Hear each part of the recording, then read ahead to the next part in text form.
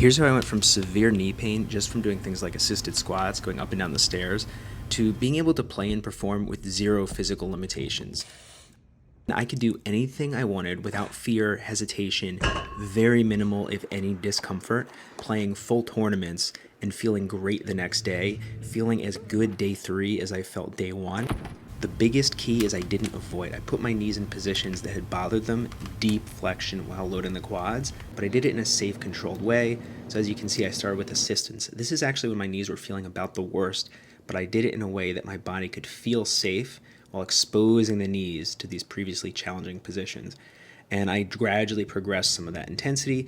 While doing this, I did tons of knee rotation work, knee flexion, knee extension, moving the knees regularly through the largest ranges of motion in ways that felt good. This is a great one here. Here's another one where we're working knee flexion with the hip extended, so it's a little bit more challenging. And again, working rotation as much as possible, thousands upon thousands of reps.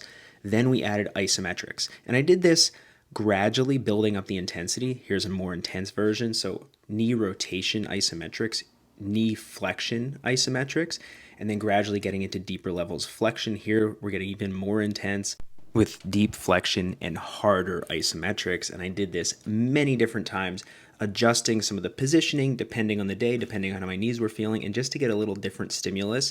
Here's another great staple where the hips aren't as involved. It's just about the knees and the quads. Now we're going to progress to isometrics in a loading position with the quad. Then we're going to do pulses. So this is the opposite of avoidance. We are getting into a challenging position and making the body work, making it adapt. Really, really effective. As we get stronger with this, load up the weight a little bit more, change some of that rotation, hit some different angles.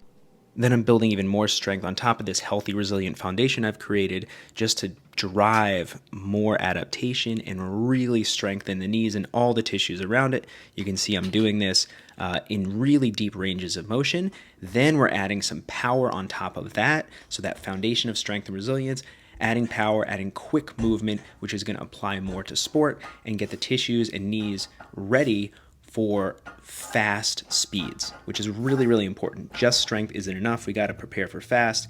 Now, this is not a purely linear approach. It's not like I only did knee rotation and knee flexion isometrics before I did any squatting or any jumping or any running. All of this is happening simultaneously. I'm just tweaking the recipe and the proportions of it depending on how I'm feeling and how I'm progressing.